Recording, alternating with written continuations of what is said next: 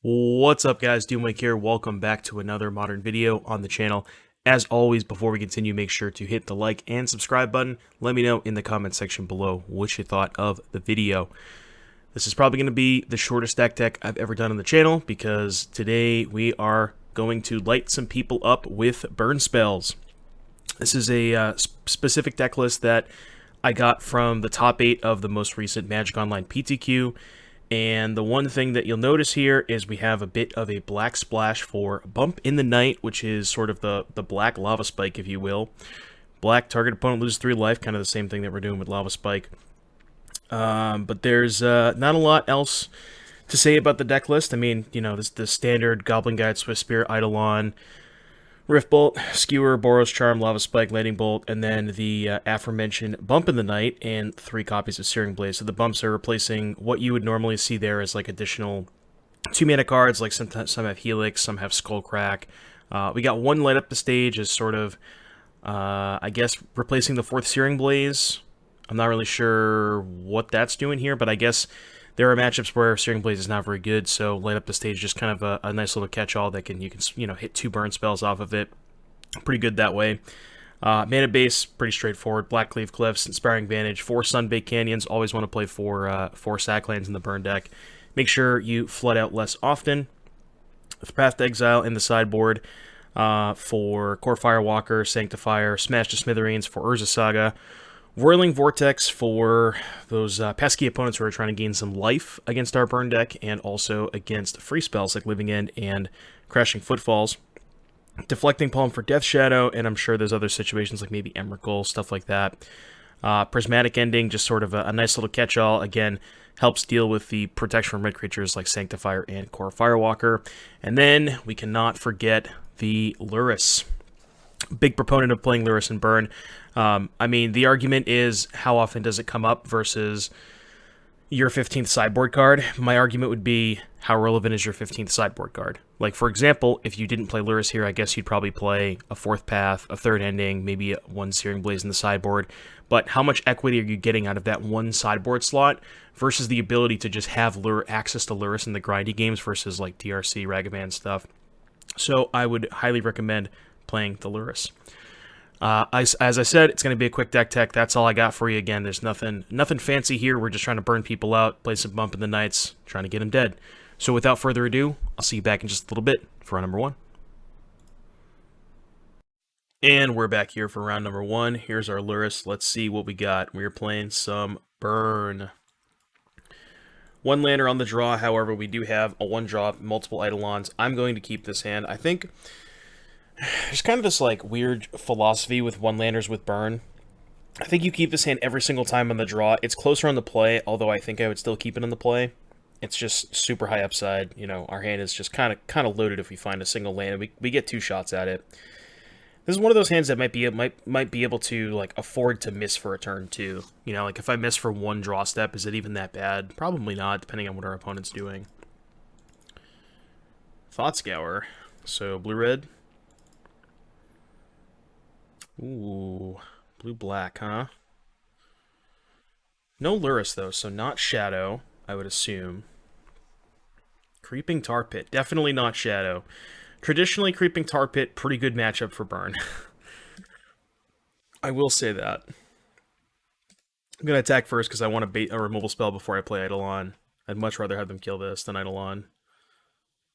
I know I might give them a card that way, but I think it's okay. I want to resolve my Eidolon, because I'm going to get 2 damage out of it anyways. I guess I get 2 damage no matter what, but...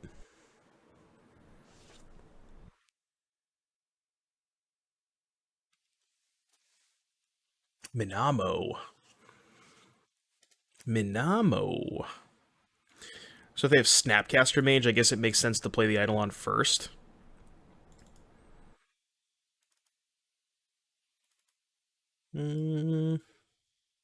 Yeah, I guess that makes sense. Because if I play Eidolon first and they have Snapcaster Mage, they have to cast Snapcaster Mage in response. And then also play the Thought Scour, and then I might just not attack if they do that. Okay, well they also just counterspell, sure. Also, fine. But I think playing the Eidolon first is so much better if they have Snapcaster Mage. Alright, there's the tar pit we knew about. Just going to start firing off some burn spells. Now I'm going to attack first.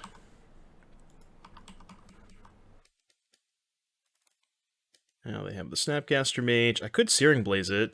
They target Thought Scour. Yeah, I don't think my Searing Blaze is doing much else. I mean, I'm not getting a damage out of it, but I'm saving the Eidolon. And as long as this Eidolon is in play, it's just so much better for me. Now they go to 6, and they probably can't even play the Thought Scour. Yeah, I don't think they can afford to play the Thought Scour.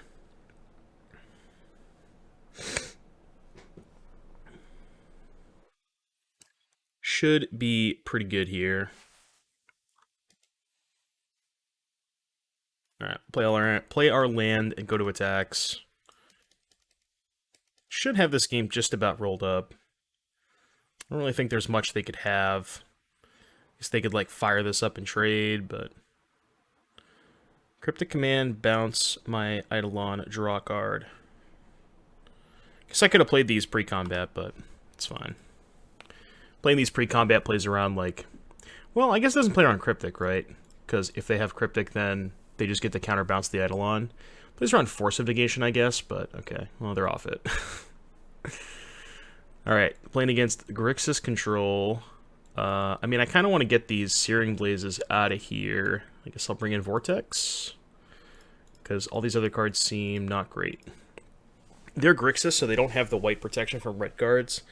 I mean, hypothetically, they could have Dragon's Claw, but I don't want to bring in Smash until I see Dragon's Claw. So I think I'd rather just have Vortex, which is, like, has more text in a game where they don't draw their whatever sideboard card they have. You know, it's just going to plink them for 1 every turn. And, you know, essentially shut off Force of Negation. Just not bad.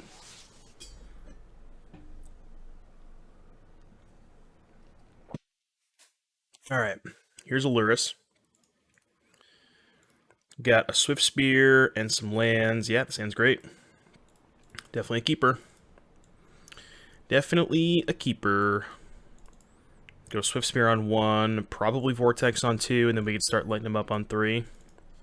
Both 6. What's this? Tap land, go. If I could actually tap my land for red mana, that'd be nice. Alright, 1, yeah. Uno damage.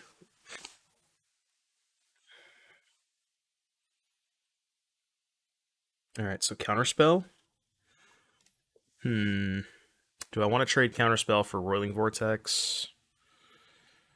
I could just double Lava Spike them. But the Vortex is higher upside because the longer it stays in play, the better it is for me. So I think this is okay. And this is a lot better if they have, like, Fatal Push but not Counterspell. Yeah. Yeah, I like this.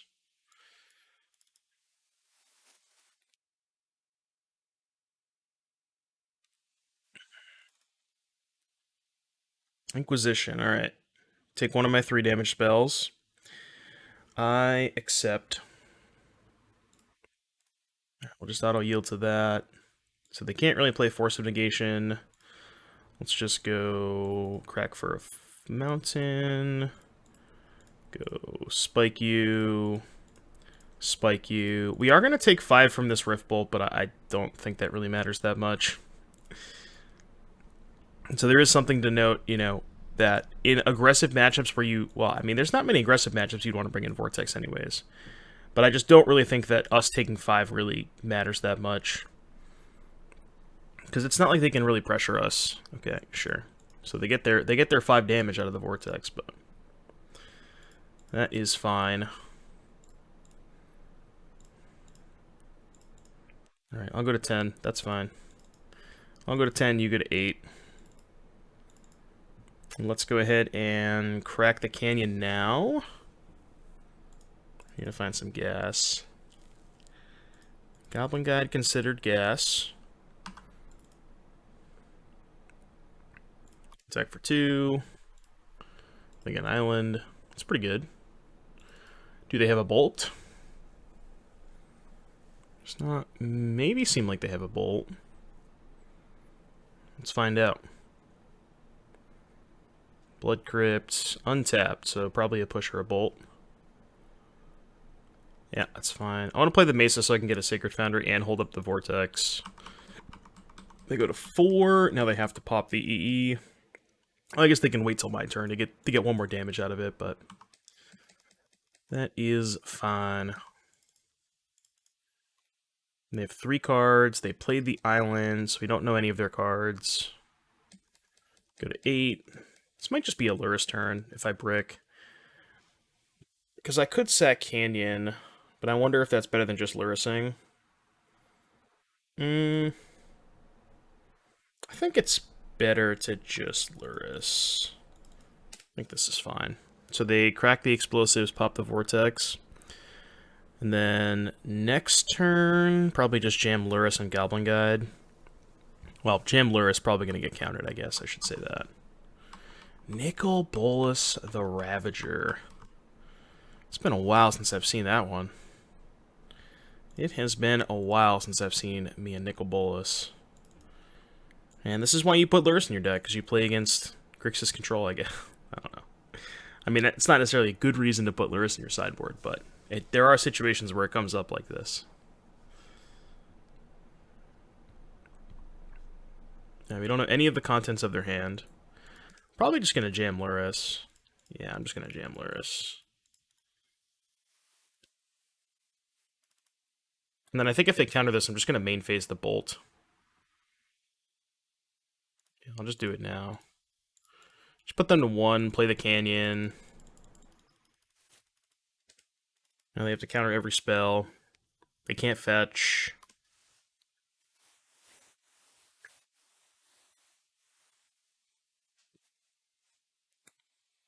And we got 2 Canyons. I guess we are a little bit worried if they have a threat like a Bolas or something, because it is a 2-turn clock. Cling to Dust. Okay. Wasn't expecting that one. Does make sense, though.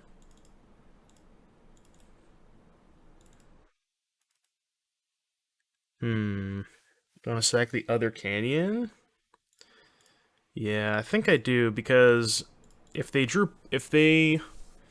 go for Cling EOT, that's a really good draw.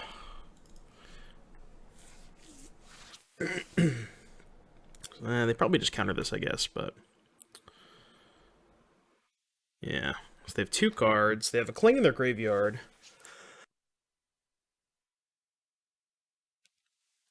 Which is a little annoying. This game's closer than I thought it was going to be.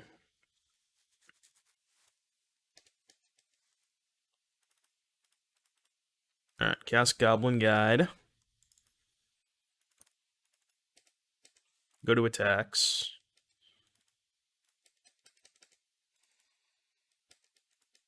What do they flip? Delta, sure.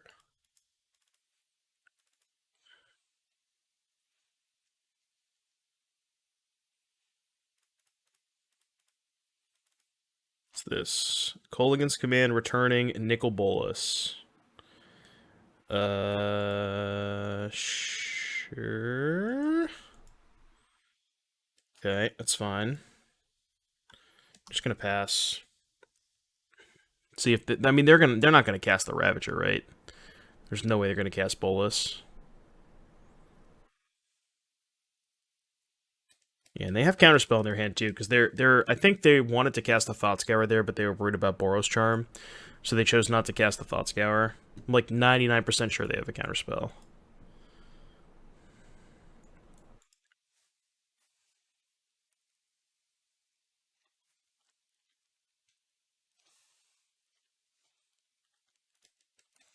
I think I'm just gonna pop the Canyon end of turn.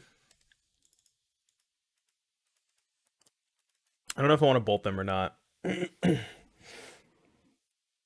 I guess bolting them is better if I draw a 2-mana spell, because then I want to spike and cast a 2-mana spell.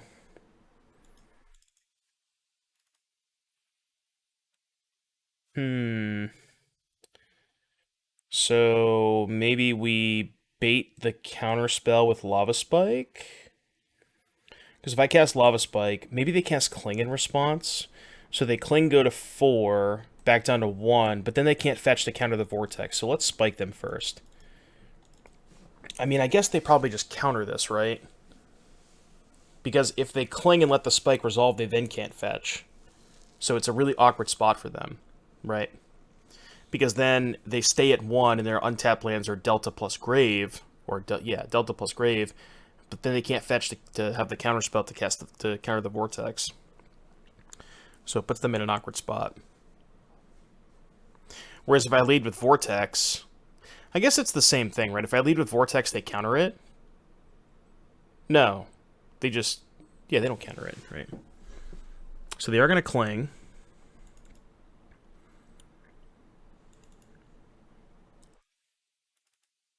I feel like this makes more sense to me.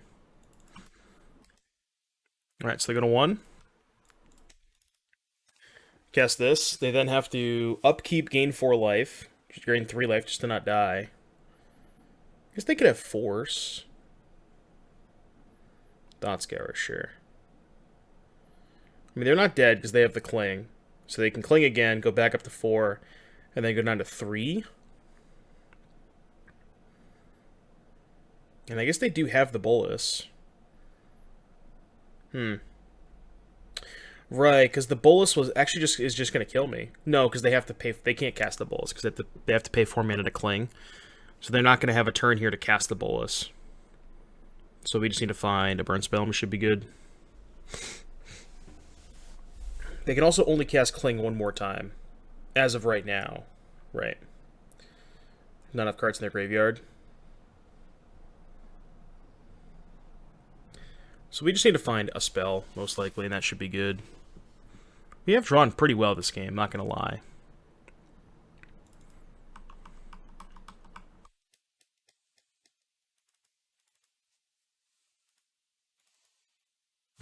Well, I can't suspend that. I can't suspend that because I am at 5. So the question is, do we hardcast or do we hold up the activation of Vortex? They're at 3. So let's say I pass. Vortex puts them to 2. They cast Bolus. They can't crack any fetches. Now they're at 2. The problem is Bolus is going to make me discard the Rift Bolt. However, if I cast the Rift Bolt into Counterspell, they just crack Delta, go to 2, tap Island, tap Grave, cast Counterspell. They have the extra card to Cling because they have a fetch. Yeah, because they've been a fetch and a Counterspell. So they have enough cards to Cling, go up to 5, down to 4, play Bolus. Yeah, I think I'm just not going to cast it. Because remember that 2 turns ago, when they chose not to kill me, like, when we had a card in hand and they chose not to tap mana, we kind of assumed they had a Counterspell. And if they have Counterspell, we know they have Bolus. So I think casting Riftbolt there is bad. Now, yes, I'm going to lose it to the Bolus, but I think at least this gives us more outs. Maybe not, though. Not really sure. Because we have to discard it either way, right? But maybe they, like, don't cast Bolus for some reason. They're fearing an instant, but they should just cast Bolus. There's no world where they don't cast Bolus here, right? Well, I stand corrected. I stand corrected. Can they bolt me out? I guess they can, right? If I brick here. Okay. So now they just counter this, but I still have mana up for the Vortex, so they counter this. I guess that was a reason to cast the Rift Bolt last turn. If I drew another burn spell. So if I cast the Rift Bolt last turn, they counter it. They go up to 5, down to 4. Then they're out of cards in their graveyard. Then I cast the Rift Bolt, put them to 1, and this kills them. Or I cast this spell, right? So they're going to snap counter spell. Yeah. Okay. Yeah, I'm going to die if they have a burn spell. Kolaghan's Command or a Bolt. Yeah, I guess that was the reason to cast the Rift Bolt last turn, huh? Okay. Yeah, I think I messed that up.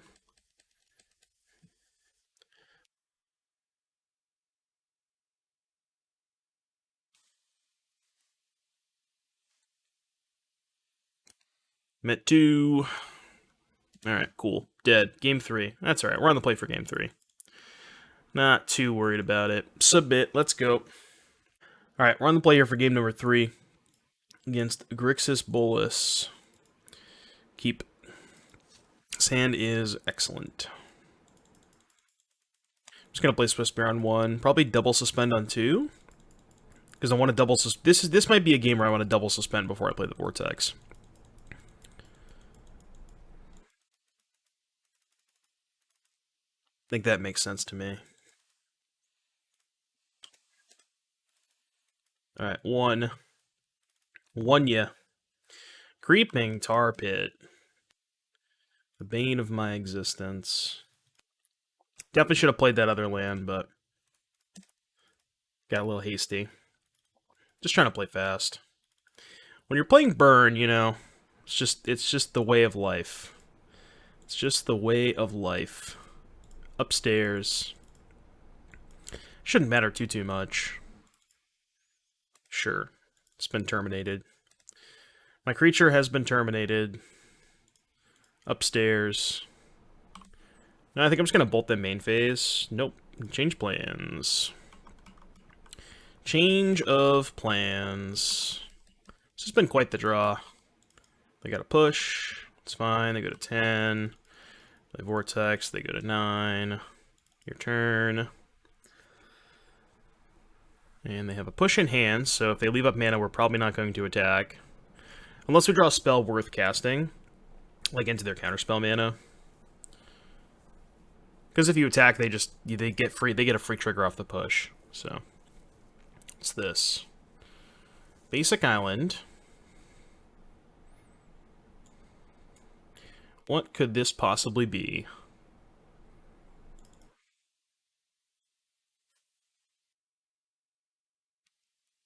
Expressive iteration. I don't think that's going to get you out of it.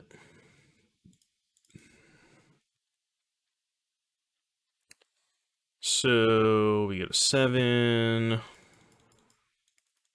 Or excuse me, we go to 15.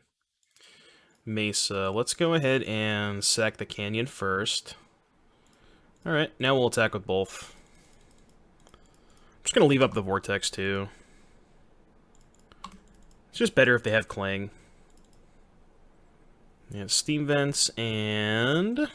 what's the other card? Sure. Steam Vents and Archmage's Charm. Alright, they're at 6. Archmage's Charm, not currently castable with Basic Mountain. I'm also going to save the fetch because I want to fetch a Black Source. But if I fetch a tap land EOT, they can cling in response. So I'm just not going to crack this fetch, I think. And I don't necessarily want to go fetch Shock just to hold up Vortex, because, I mean, they do have burn spells. That is a way I could lose this game. But I'm so far ahead that I just, you know, don't want to risk that. So they get Events and a Charm of their 6 cards. It's going to be pretty hard for them to get out of this one. They managed to weasel their way out game 2, but I don't think that we're going to give them that opportunity this game. That game 2 was really close. Guess this is the bait. I mean, they could have Clang, but I'm still going to cast it. I'm going to get a Blood Crypt. Because I do want to make sure I have access to black mana. Now, they could have Clang, but this is still a wash, right? Even if they Cling, and they go back up to 5, and it just kind of ends up being a wash. They also have to have an untapped Black Source. Okay, well, they're just off it. Cool. Alrighty, that was match number 1 with Burn against Grixis Control. That was a pretty interesting game number 2, and I think maybe I sequenced a little bit poorly towards the end there. But games 1 and 3 were pretty easy, so hope you enjoy the game, and I'll see you back in just a little bit for round number 2. Alrighty, YouTube, round number 2. Burn. Let's light them up. Light them up, up. Sand is pretty good. We'll keep it. We got some creatures. We got some burn spells. Pretty good mix. We got 2 lands. Everything looks good to me. Mishra's Bauble. Is this...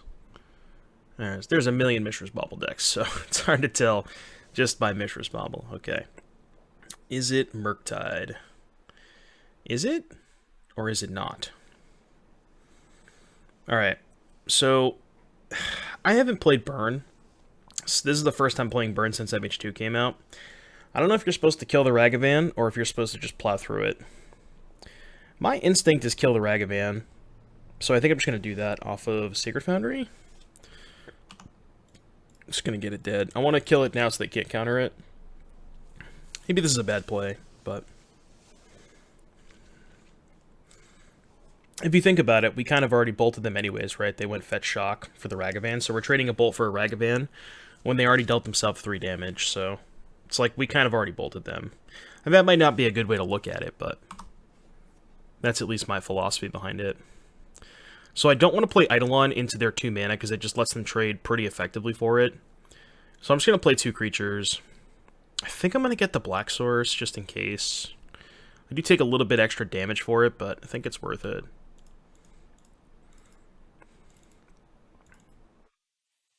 Alright, them not having a counterspell is somewhat good, but they probably just have a bolt. Heat on top. Okay. I feel like this matchup is not good. Because they just, like... I think they're better at trading removal for creatures than you are. And you have a lot of cards like Lava Spike and Boros Charm that don't really interact with the board. So I think this might just be a terrible matchup. And they have Murktide Region, which you can't really kill. Like, they're just going to play a 5/5 here. What am I supposed to do against a 5/5? Yeah, I think this matchup is pretty bad. You have Path post-board, but game 1's kind of rough.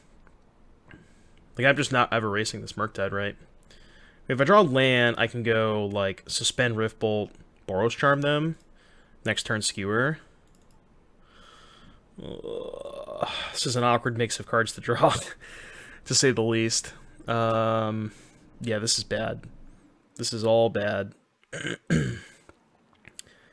I don't think I can afford to cast the Eidolon, because they don't actually have to cast a spell. They're winning the race.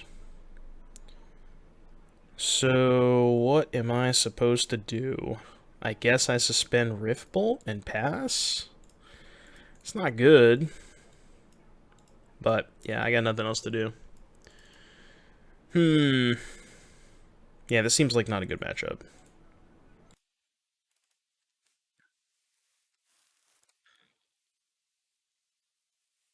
Duration, yep.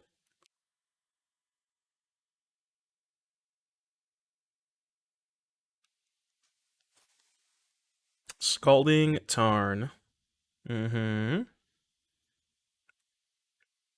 so we get a 10. We Riftbolt them. Because even if I Riftbolt the Murktide, I still can't cast Skewer, so... Yeah, I mean, I don't really think this is a winning line, but... I have to cast this and hope to hit pretty well off of it. They may just counter this. Looks like they are going to. So they go to 11, I Skewer them, they go to 8. And even if I draw a land, I'm still a point short. I guess I could have saved the Skewer. No, because even if I save the Skewer to try and double kill the Regent, even if I draw land, I need 4 mana to be able to cast these 2 on the Regent, right? Oh, they just have another Regent. 1, 2, 3, 4. So we go to 1. I don't think we have any outs, right? Did I miscount? 1, 2, 3, 4. I think that's only 9. But, yeah, I don't think I have any outs.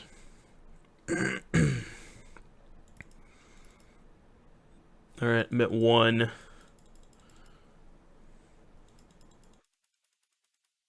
Yeah, tap land. Alright, dead. Dead. Alright, so let's bring in Path to Exile from Murktide. I don't actually think we want Prismatic Ending. I think for the most part, when we're on the play, we don't care as much about Ragavan and DRC. The card that we care about the most is definitely Murktide.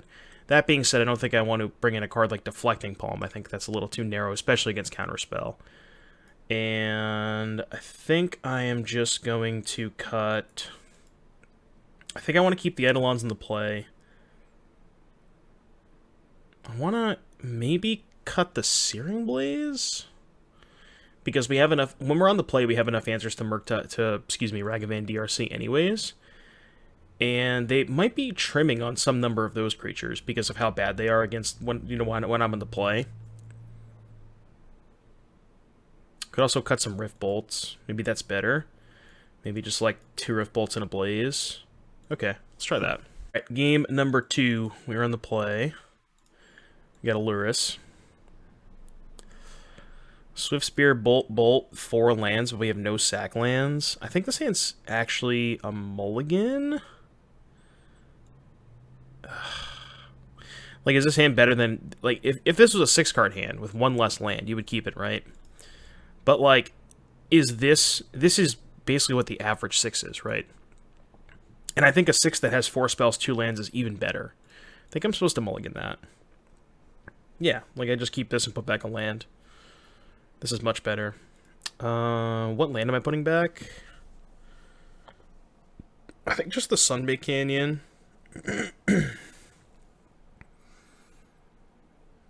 It's between the Canyon and the Mire, I think. Let's put back the Canyon.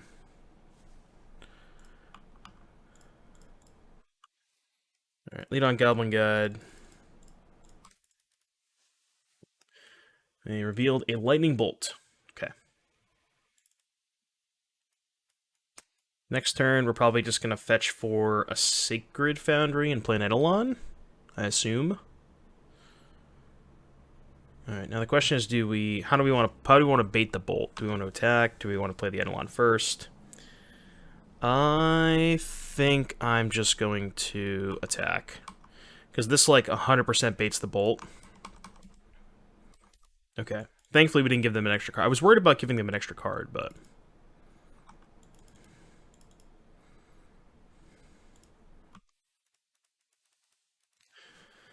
Alright, slam an Eidolon. They have an iteration. Which I assume they have another burn spell for the Eidolon. Well, maybe not. Maybe not. Alright, we're just going to light them up. I will take as much damage as necessary. Going to light them up. I think I might cast Skewer this turn. What's this? Snapcaster Mage? Aether Gust the Eidolon. So, 14. This is tough.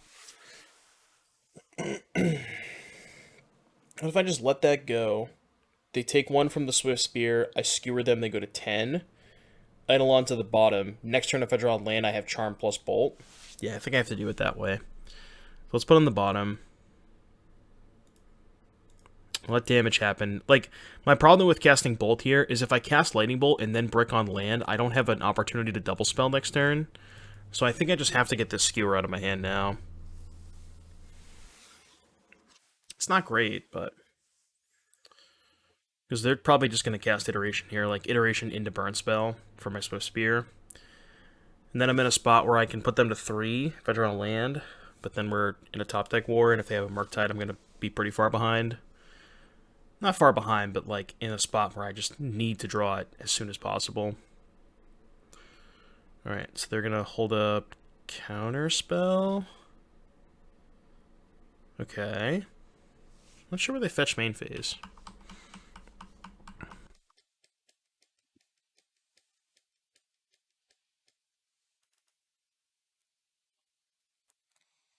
Wonder what they're thinking about.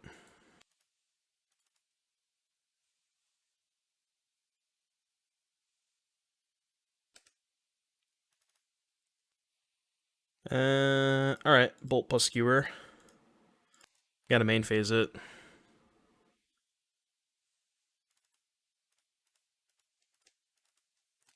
Upstairs, they have a Spell Pierce? Maybe. Maybe, maybe not. Alright, Spell Pierce resolves. Oop, Thought Scour. They mill the Force. Do they have a Force in their hand? Seems like they might. We still know about the Iteration. Alright, they did force it. So they're still at 6. They pitched Thought Scour, so they still have Iteration in hand. So this turn is probably going to be Iteration plus Murktide.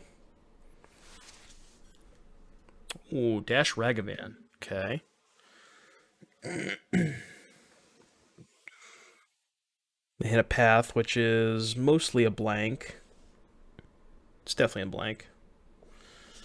Although, if they have Murktide, it would have been a pretty good draw.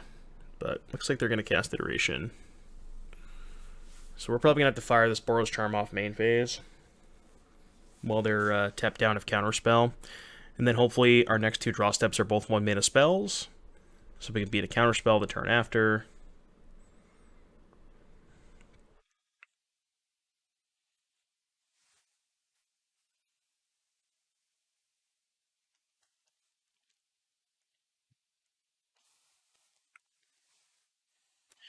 Exiled Thoughtscour.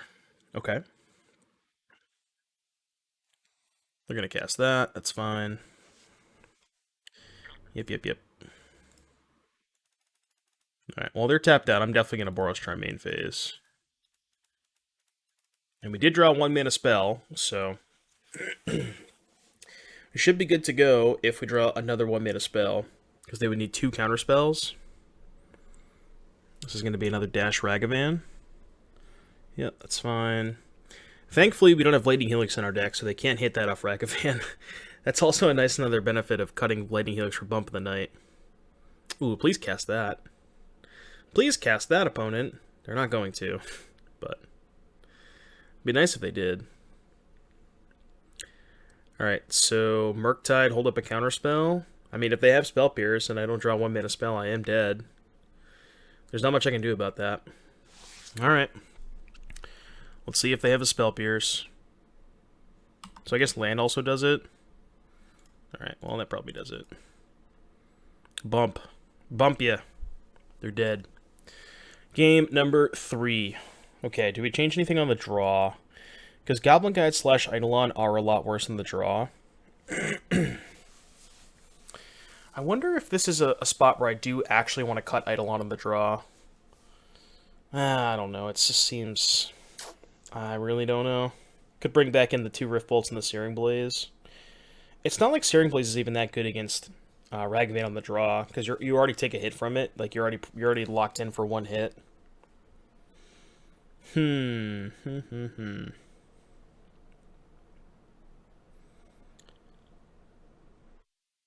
think I'm just gonna resubmit. There are definitely matchups where you are supposed to cut Eidolon on the draw, like the Burn Mirror or something like that, but it's tough. I think I'm just gonna keep it like this. I'm not sure about that. I have to play this matchup a lot to see if Eidolon's actually where I want to be on the draw. It's not the worst card in the world, but it's not great.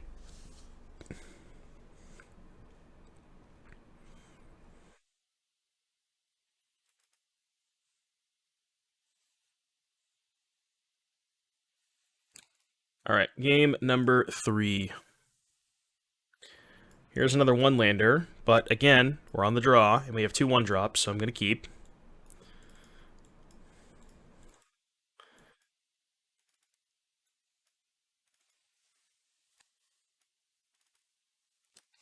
Is this a Ragavan? It is. I think I'm still going to kill it just like I did the first game. Then we can double 1-drop next turn.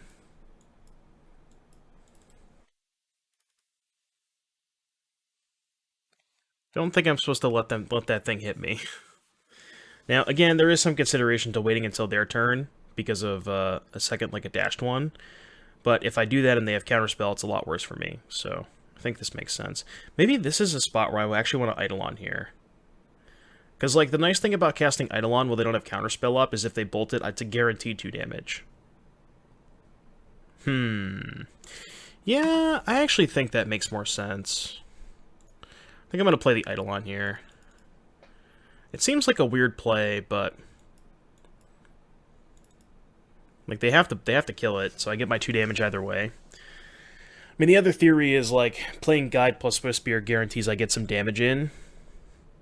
Because they can only kill one of them, but... okay.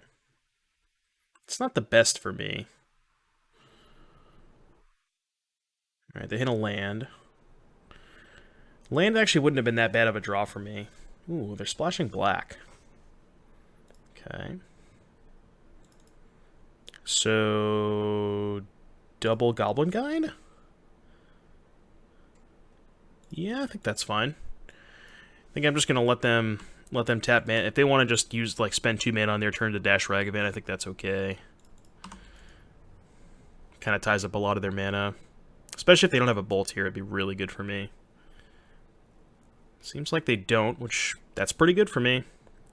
They could have explosives, I guess. That would not be the best. Alright, so there's the iteration. We know about the counterspell. Just need to dodge explosives. And then I think we're in a pretty good spot. Alright, Steam Vent's exiled. I assume they don't want to play that untapped. Unless they have the explosives. In which case they probably do. DRC. Are they going to shock here? Are they going to shock? They are. Okay. So... Wait. So they're not going to hold up Counterspell? Deal. So now land is actually sicko, because we can just blaze the Channeler. Land should be lethal unless they have force.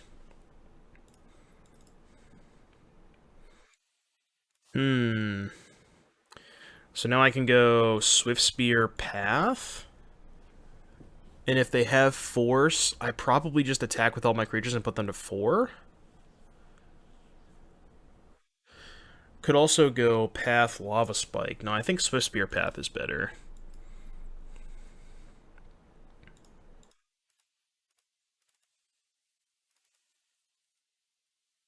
Although, if they have force, this is not great. Or like a Flusterstorm, yeah. So now the question is, do I shove with everything? I mean, I actually probably don't, because this thing has to attack next turn. So I think I could probably just not attack, right? We gotta do some maths here.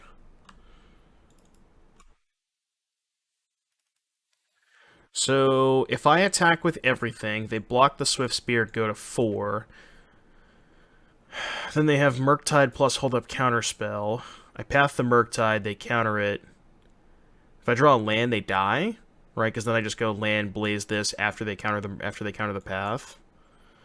If I hold back and also draw land, they go Murktide, I path, they counter, I kill this, they go to 5. Block here, go to 1. So I end up being a point short. Alright, I think the attack's good. This is better if they have Murktide plus Counterspell. And we know they have Counterspell, so I think the attack makes sense.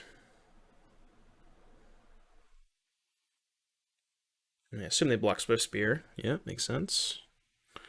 Alright, so they go to 4.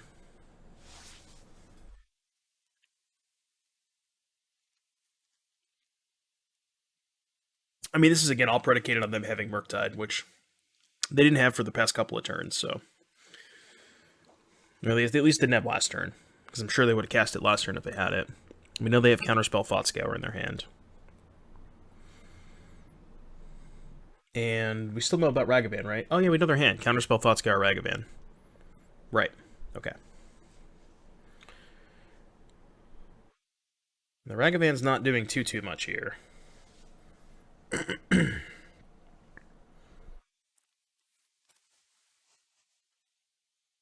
These games have lasted a lot longer than I thought burn games were going to last. Fiery Islet. Okay. That deals them a damage. That's good for us. You know how I know that? Because we're playing a deck that deals our opponent a lot of damage. It's my expert analysis. Alright, 10 life. 10 life, opponent. What you got? We know they have Counterspell, Thoughtscour, Ragavan. So they're going to Ragavan hold up Counterspell. But as soon as they cast the Counterspell, they're just dead to the Lava Spike. So we can just cast Path from the Ragavan. And then once they cast Counterspell, they're dead. Is that how this works, I assume?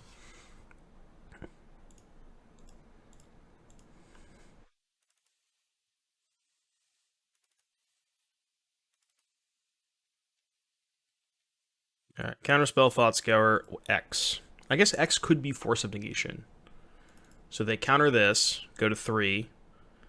I spike them, they force, pitch, have no cards in hand. I attack with both. They trade, go to 1. But then they have no cards in their hand. And I think I would accept that. Alright, they're letting that go. I will go to attacks.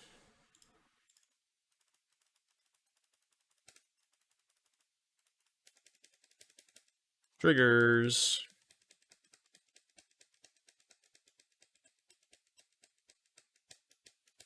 Alright, they get a Tarn. And a Delta. Alright, Tarn, Delta, Counterspell, Thought Scour. And 1 unknown card. If that unknown card is Force of Negation, they are not dead. But otherwise, they are dead. Okay, it's Bolt. They're dead. Gives me another hand. Counterspell, Thought Scour, 2 lands. Unless I miss something. No. Yeah, no, we're good.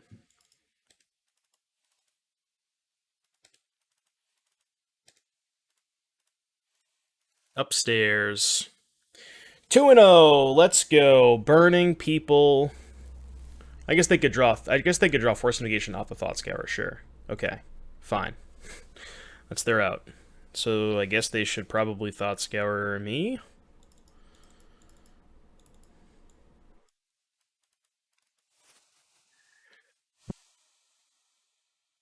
They're Thought Scouring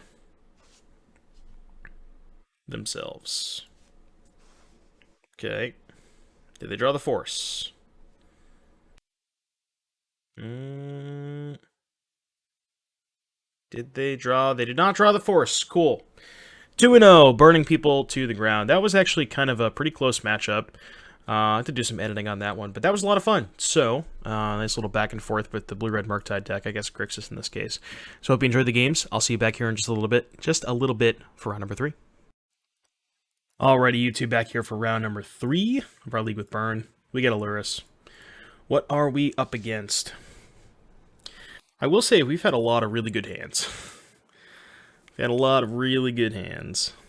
I'm going to play the Canyon first, I think, because I want to get the Blood Crypt with the Mesa. Spire Bluff Canal, huh? Alright. Another Blue-Red Murktide deck. Let's see how this goes. Cleanup step. Okay, so this is, I think, another spot where I want to bait the Bolt so I can play Eidolon. It's pretty obvious they have a Bolt, but we'll attack. They don't have a Bolt, huh? Alright, let's get a Blood Crypt. I think it's worth getting Blood Crypt here. I guess they could have a... what you call it? Okay, I was not expecting this.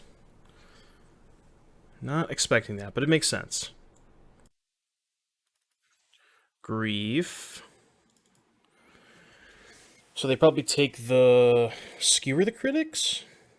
Although maybe they have to take Eidolon. Because if they don't take Eidolon, they go to 12 off the attacks. Then I play a second Eidolon, and any Cascade spell is going to cost them 8 damage. Which would put them to 4? Yeah, maybe they have to take Eidolon, I'm not sure. It depends on their hand.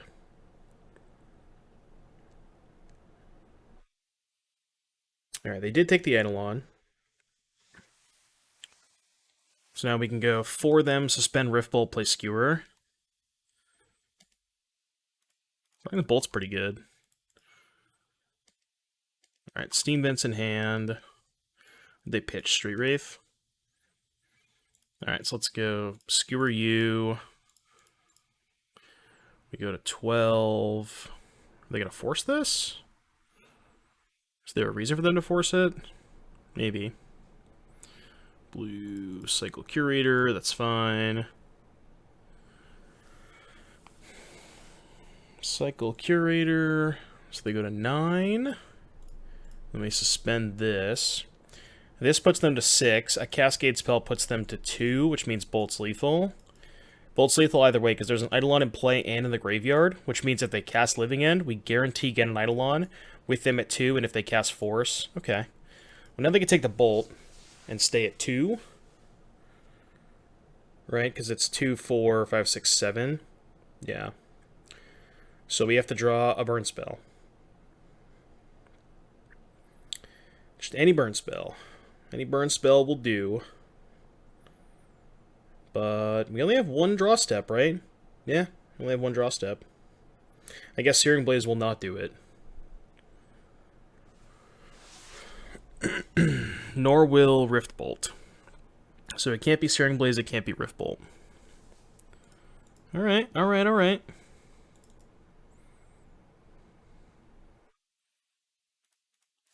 Rift Bolt ya.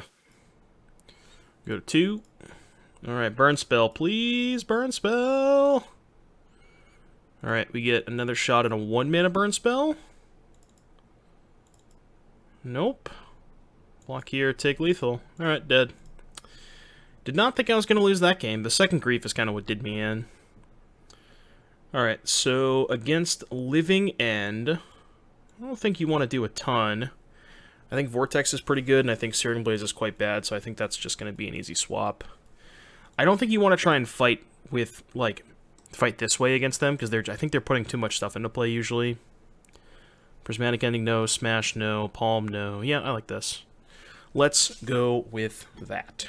And we're back here for game number 2. We are on the play. Down a game against Living End. No lands, kind of sad. Okay, this hand is good.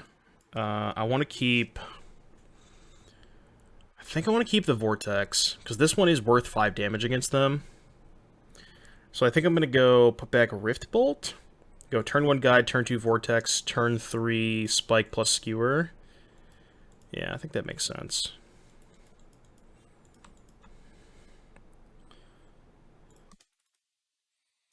They revealed Spire Bluff Canal. Okay. So they go to discard. Them going to discard is kind of funny. Because they can just discard creatures. It is kind of hilarious. Interesting. Is that a change of plans? Yeah, that's a change of plans. Because we don't actually need to cast Vortex until turn 2, until the turn before they're casting Living End. So, like, I mean, we get 1 more damage out of it if we cast it this turn, but I think it's more important to get 4 more damage out of the guide. Well, 2 this turn plus 2 the next turn, you know what I mean? Just gonna get the Blood Crypt again. Skewer. So they cycle their thing. And they have a Tarn and a Shardless. And they're at 11. 11 going to 7. What's this? Blue Waker. Okay, I guess they're doing that main phase for Grief. Which they did not find. I guess Grief is a reason to play the Vortex last turn, but... Alright, now we just kind of have it all. So, take 4. Play the Vortex before the Spike because shuts off Force of Negation. But I guess they probably just forced this, right? Yeah. Alright, they're at 4. So it's kind of dicey. Unless they have to fetch. They don't have to fetch.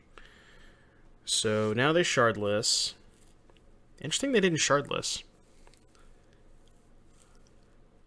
Huh. So now they can Architects me as well? Yeah, this is not good. 7, 12, 15, 18. Yeah, I'm just dead. Huh. Okay. Maybe this matchup's just bad for Burn. Feels like my hand was perfect and I got kind of rolled. I mean, I probably would have won if they didn't have the Force, but, you know. They had the Force. Alright, I have to hope that my next 3 cards were all Boros Charms. They weren't. Alright, we died. Yeah, I don't know. I feel like that maybe is... There it was. I feel like that maybe is just kind of a tough matchup for Burn. And, I mean, our hands were both really good, and it did not seem very hard for them to beat both of my hands. I mean, they drew Double Grief game 1, and they had the Force game 2. So I think the matchup kind of depends on how many free spells they draw, because those are the cards that kind of steal the tempo back. So, anyways, hope you enjoyed the games. I'll see you back here in just a little bit for round number 4. Alright, everybody, round number 4. We're playing against the man, the myth, the legend himself, Aspiring Spike. Let's see what we are up to. Wow, no Luris. I gotta add him for that. Spike not playing Luris, huh? I don't know what he's up to today. Let's go Mesa for Sacred Foundry, I think. Ren in 6, huh? Okay. I wonder what he is up to. Is this the... This might be the 4-color general deck? Okay. Do we care about Ren in 6? I don't really think we do. So let's just go... Attack you. What you got? Unholy Heat. Let's just play Eidolon, I think.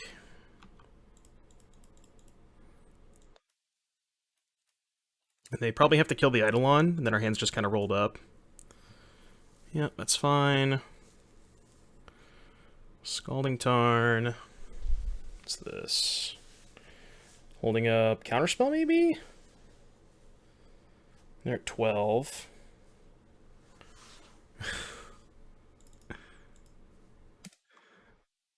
Okay, that's actually not too bad. So now we can go cast Goblin Guide. Attack with both. They're going to counter that. That's fine. So I guess we will... Oh, I guess they're playing the Reclamation deck, right? Okay. So attack them. They're really Ketria Triomes. We know about that. They're 10. I think I'm just going to charm them while they're tapped out.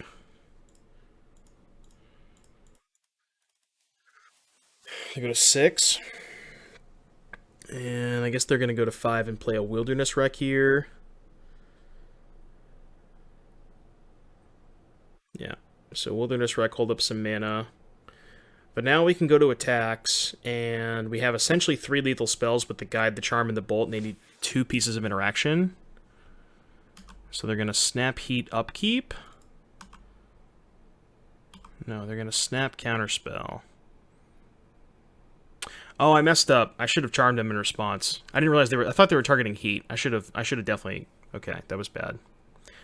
So, I guess we go here. Well, this actually isn't that bad. Okay.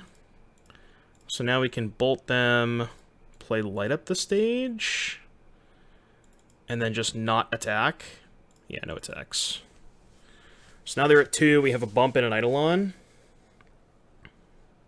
Yeah, for some reason I thought they were going to target Heat, but they targeted Counterspell. Fact or fiction into this stuff. Alright, I'm going to split the cantrips, and I think I'm going to put the bolt in the 2 pile. No, I should put the Ren in 6 in the 2 pile. Because I think the bolt's the best card. Well, no, isn't bolt the worst card? So what if we put the best card and the worst card? I don't want to put the cantrips in the same pile though. What if I did this? Okay. I don't know if that makes sense. I think putting the cantrips in the same pile is kind of weird, but yeah, they took the 2 cantrips, which makes sense. That might have been bad. I maybe was supposed to split the cantrips. So they're going to cast Spiral. They still need 2 counter spells because we have 2 lethal burn spells. They very well could have 2 counter spells, but... Just skewer the critics. So if I cast Eidolon first, and they counter it, then I cast Bump and they counter that. But then I have... They have Ren in 6, though, which is a bit awkward. I'm just trying to think... I could hypothetically play around Force of Negation if I play the Eidolon. Okay, well, they just conceded. Awkward. I think it's actually close with what I'm supposed to play there, but I don't know. I guess he was just off it. Anyways. Alright, playing against Teamer Reclamation. I'm going to cut Blaze for Vortex and I think call it a day.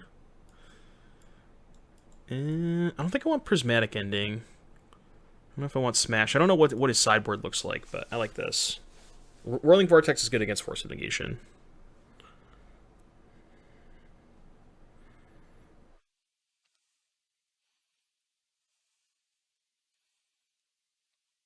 Yeah, I think it's close there. I think I was supposed to... I think ultimately what I would have done is gone... I think I would have just played Eidolon plus Bump. Although it's awkward, because if he has 2 counterspells, then he gets to untap with Ren Ultimate, so I at least have to think about it, you know. He decided that he was just off it anyways, but...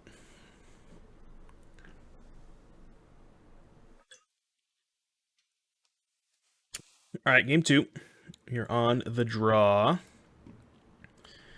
This hand is missing white mana, but it is quite good. We got a couple 1-drops, a Vortex. Yeah, this hand's real nice. I'm going to lead on Goblin Guide. Endurance. Does he want to draw that? Perhaps. Perhaps.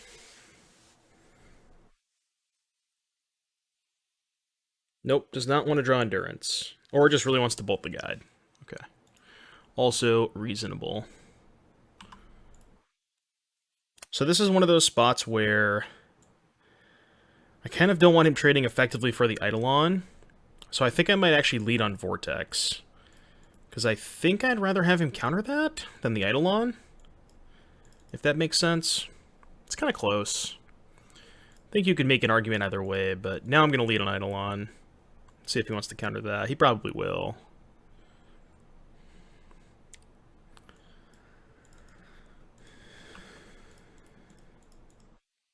Alright, Swift Spear, attack. Next turn we can go Swift Spear, bump, spike. We're going to spike the spike. Spike the spike. No green mana, huh? Alright, Snap Bolt, that's fine. We got 1 mana left. Let's go Swift Spear, bump you. I think I'm just going to spike them and attack. Or actually, no, I think I should skewer them to save mana for next turn. I assume they're chump blocking. No green mana, huh? No green mana. Spike, spike. Spike the spike. What's this? Alright, so they're going to cycle that chump block. So they go to 4, they chump block. Next turn we can Luris. It's not too bad, especially because they're still missing green mana. And Luris next turn is going to be pretty potent. Well, putting Luris into our hand next turn is going to be good. Can't cast it next turn, but... Alright, so they fetch, play Wreck. They have 1 card left? I think this is not the worst for us.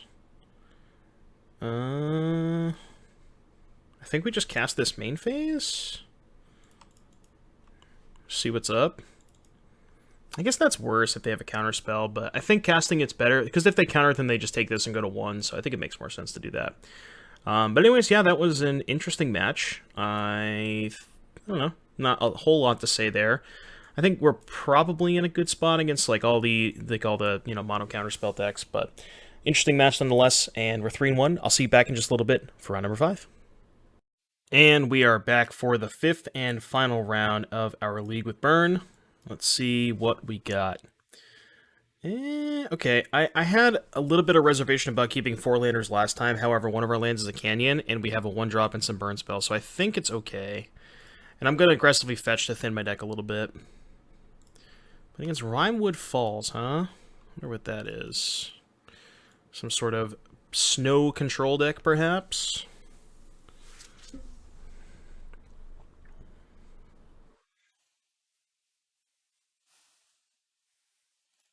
Flooded Grove, so probably Ice Fang, but Ice Fang is just a chump blocker. I think what I'm going to do is just... I think I'm going to bump them and see where we're at. I don't know if I should cast Skewer, suspend Riftbolt. I I think I should suspend Riftbolt this turn, so I'm going to do that. I think I like that a little bit better. And then, even if Riftbolt gets countered, I can still Spike plus Skewer next turn. So I think I like this better. They're going to cast Ice Fang. It's fine. Yeah. Currently only one Snow permanent. If they have another Snow land and another Ice Fang, I guess that could be a little awkward, but... Oh, this line is bad against Teferi, huh? Yeah. So they get to counter the Riftbolt. I guess I hadn't thought about Teferi. But, yeah, I should have thought about that. Yep, this is bad. So, let's go... Play Swift Spear. I think I'm just going to attack Teferi. And see if they want to chump block? Kind of okay if they want to chump block. I assume they don't, right? Because if they just have another snow lane, they could trade for it next turn. So I think it's better off for them not to block. And then I probably just won't cast my spells. 13... maybe I should cast my spells now. I mean, like, the thing is, if I expect this to trade next turn anyways, then the prowess doesn't matter too much. So, yeah, I'll just cast my spells now. Just fetch the last land while I can. I think it makes sense to cast these spells. Because we kind of have to assume that they're going to be able to trade with the Swift Spear next turn. So, like, I'm probably not going to be able to attack. Or the prowess is not going to matter next turn if they can trade, I should say. But this would have been a lot better if I'd played Skewer instead of suspending Riftbolt versus Teferi. Notably, they don't have Charm mana, which is pretty good for us. So I guess now we just get to attack. And then probably put Lurrus in my hand? I guess? Chump blocking. Yeah, let's just Lurrus. I'm down. Play a little bit of a longer game. They have another Codal. Why didn't they play that before damage? Because wouldn't the other one have had Death Touch? Am I missing something? Because they played the other one and they would have had 1, 2, 3 other snow permanents. Yeah, I'm not really sure why they didn't play the other Codal. Kind of weird. Alright, let's attack. Interesting. Alright, chump block happens. Let's go Eidolon first, I think. And then if they I'm gonna play Eidolon. If they don't counter it, I'm just not gonna play the Lurrus. If they do counter this, then I'll probably play Lurrus. But I'm a little bit worried about Verdict.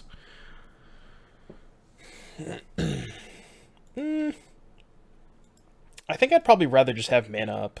And then I can just go Lurrus plus Eidolon next turn. Yeah, let's just pass. I don't want to play the Lurrus into Wrath, because I just get nothing out of the Lurrus if I do that. So I think this makes more sense. What's this? Teferi? Yep, it's fine. I guess they bounce the Swift Spear and I can't replay it because of the Chalice. So that's a little annoying, but... Now we can just Lurrus Eidolon. Although Lurrus Eidolon not the best against Wrath anyways, because they're not going to take damage off the Wrath. But I think it is still my best play.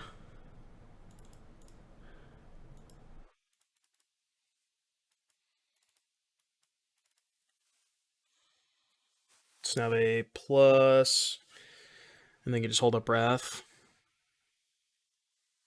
Yeah. Not the best spot to be in. That was not a bad draw.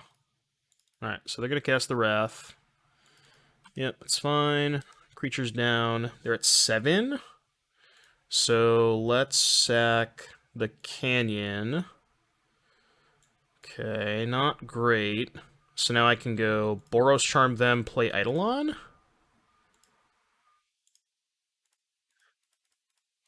Now they're at 3, and we have another sack land to try and find the 2-mana spell. Or a 3-mana spell for that matter. But our 1s are shut off because of Chalice. So, that is not the best.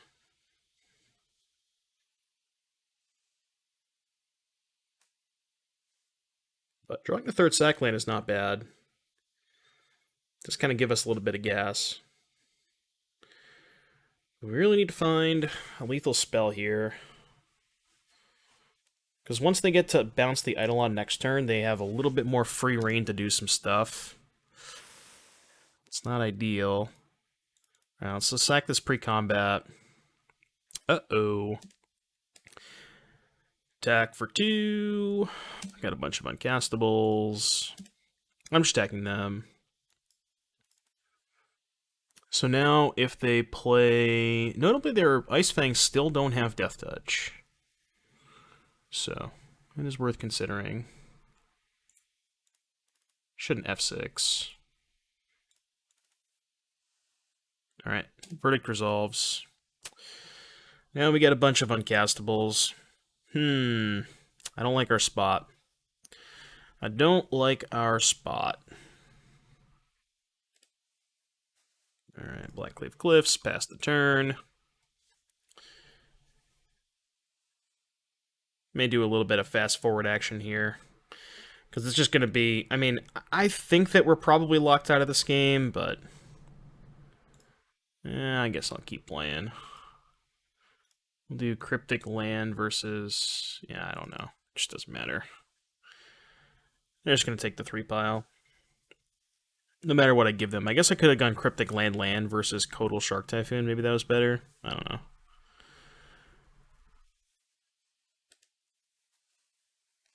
We are dead.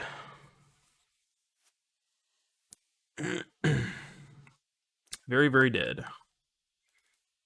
Alright, never mind. I'm not going to fast forward. I'm just going to concede. I am just going to concede. Alright, Chalice, worth noting, so we can bring in Smash and Vortex. And I'm going to cut Searing Blaze, if I can find it. I'm going to trim on a couple Rift Bolts against a Fairy. Just cut all the Rift Bolts, actually. And maybe have like one... I don't know. I don't want a Prismatic Ending. I guess I'll just keep a Rift Bolt. But yeah, I want Vortex and Smash. Is Vortex even good? I don't know how much life gain they have. They're playing white, so they might have Timely.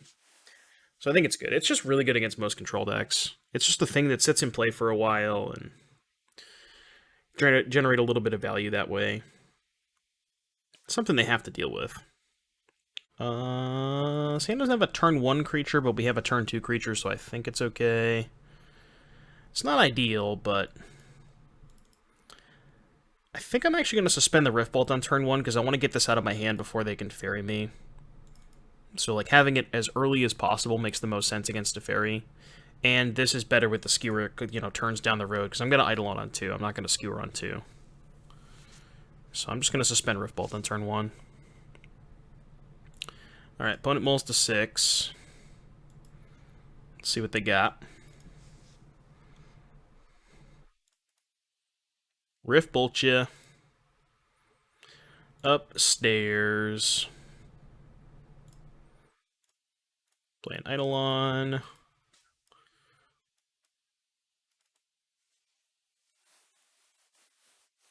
I get a tap land? Yep.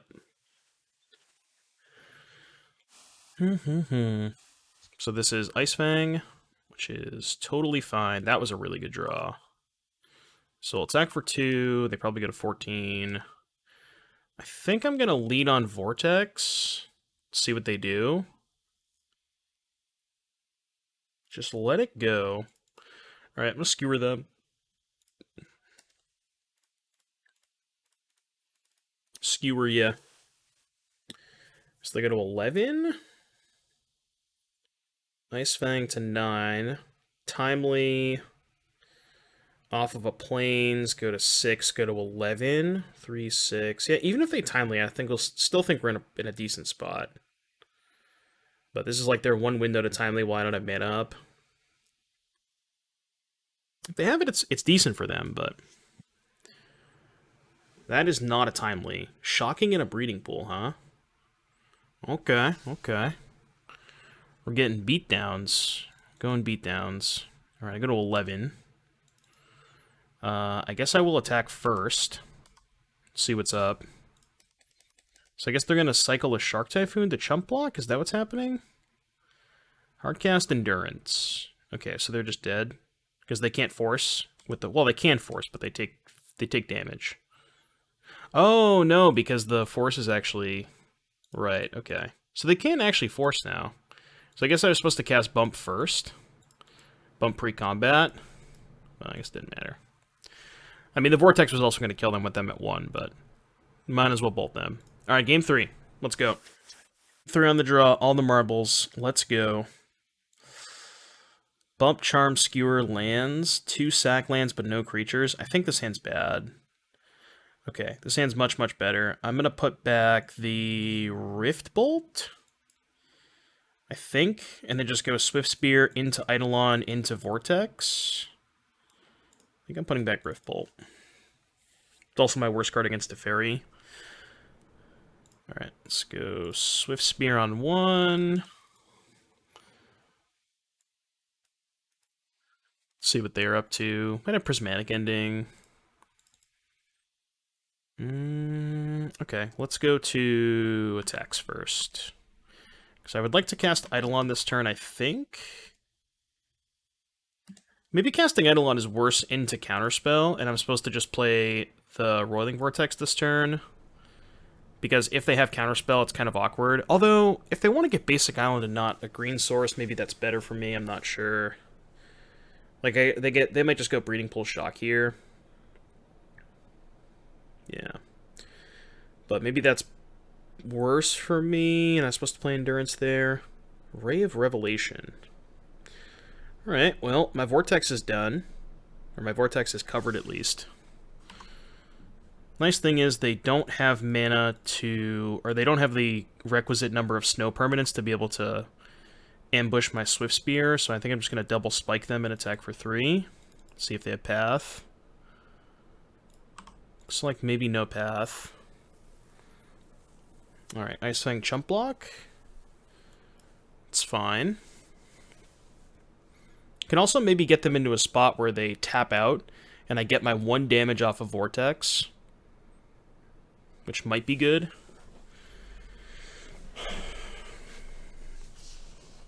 Because I really just kind of need 1 damage out of it. Because I do have 6 in my hand. So they go Tef Bounce. Chalice for 1, huh? Okay, that's not great. And they have the Ray of Revelation up. So why don't we spike them for a Prowess trigger, and then just cast the Vortex? Oh, I messed up. Okay. Well, no, this is actually not bad. Because I think I just want to cast the Bolt here. Just Bolt for a Prowess trigger. Although, now they have Ice Fang. Still doesn't have Death Touch. Let's see if they want to chump block. Okay. Well, I guess now I can get my damage out of the Vortex. So, not all bad. So they go to 5. It's going to be a tough game unless we draw Smash. Gotta draw Smash pretty quickly. So they're going to Teferi bounce the Swift Spear, hold up Ray. Yeah, we gotta draw Smash, like right now.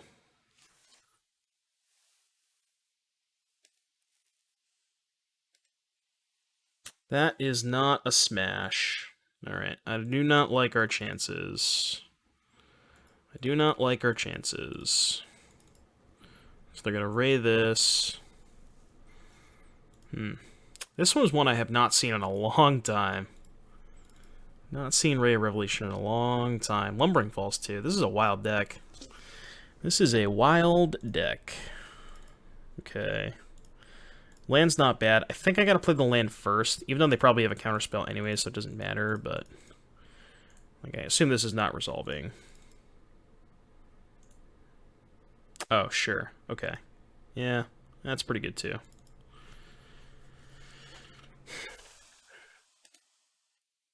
Tef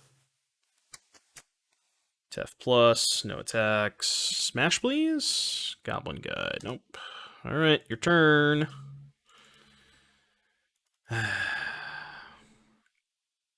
Fact or fiction? They're at 5. I guess I'll do this. Put the untapped land in the charm pile to incentivize them to take it, which they did. And I kind of assumed they were going to take that pile anyways, but... Like, I assume they just take whatever I put with the charm, even if it's a 2-pile. So I guess I give them the worst land. Although maybe Falls is worse. I'm not sure. It probably doesn't matter because they have so many lands. Yeah, okay. I mean, that's not going to resolve, but...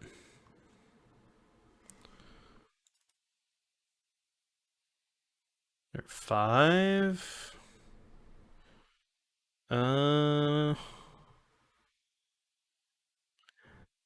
I guess I will wait a turn on the Skewer. Because if I draw Smash, I can lead on Skewer, maybe bait the counterspell, and then smash the Chalice. Although I guess they probably just don't counter the Skewer, right? They probably just let the Skewer resolve. But maybe there's a world where I can bait them. I don't know. Because we know they still have Charm. I'm probably in a bad spot no matter what. I'm trying to think of where this game went wrong. I guess the game went wrong. Okay, it gets bounced. Like, I wonder if there was a turn that I had to resolve the Bolt and the Spike before they played Chalice. I don't remember if there was. Because I used all my mana pretty efficiently. Not sure.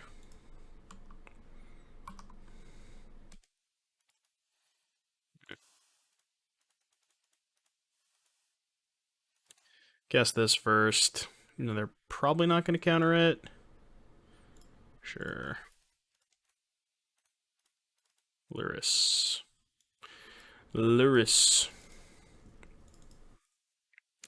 What you got? You have 5 cards. Probably not a good spot. I feel like I say that a lot. You need to smash. You need to smash them for them to have stone cold nothing, which is obviously not very likely.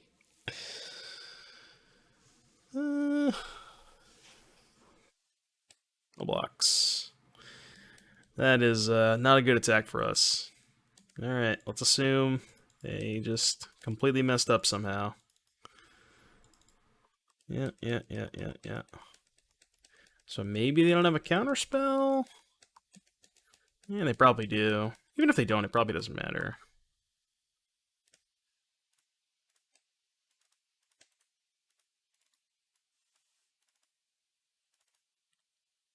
Alright. Skewer you. What say you? 2 life. Just wait till I draw my Urza's Rage. I don't have enough mana for Urza's Rage. Fact or fiction? Okay, we have no outs. Alrighty, 3 and 2 with Burn. Kind of the average expected record for a deck like Burn. I'm not surprised at that. Overall, I don't know. Felt pretty good. Felt okay. I don't think there's anything special, you know, about like Bump into Night versus some of the other cards that people normally play. I don't know. Just, it's Burn. Nothing fancy. It's always going to be a fine deck, but it's always just going to be like an average deck. And you just have to pick the right weekend to play Burn. So anyways, if you made it all the way to the end of the video, I hope you enjoyed it. As always, be sure to hit the like and subscribe button, and I will see you in the next one.